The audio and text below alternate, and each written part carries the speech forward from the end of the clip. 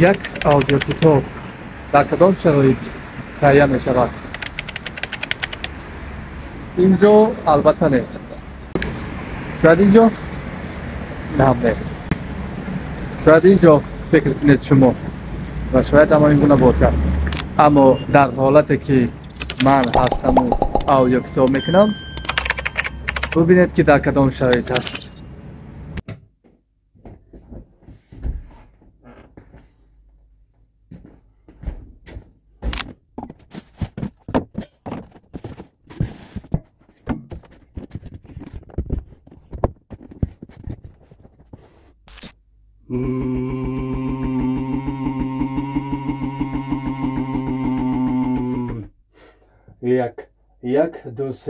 یک دو سه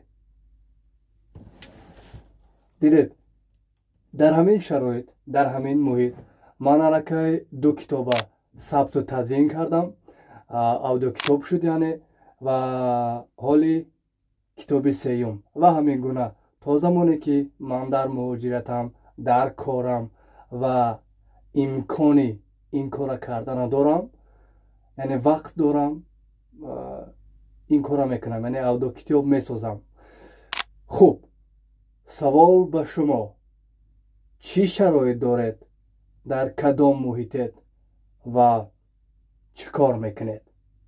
من فقط تلفن دارم که حالی ثبت دارم با همین کتاب میخونم با همین تدوین میکنم بسیارتر اما تنها برای аудио یعنی آواز تدوین کردن من لپتاپ یا خود نوتبوک خریدم که اونم با یک نرخ خیلی ارزان و فقط برای аудио تدوین کردن و شما میتونید ما رو دستگیری کنید درست‌ترش ما رو دستگیری کنید که ما میکروفون بخریم آواز ما بهتر شود و وابسته به محیط فقط حالی همین جره داریم که آرامتر است فقط گاه اینجا گشت گذار میکنن که صدای پا میآید ولی اون قچ کردن آسان است در аудио.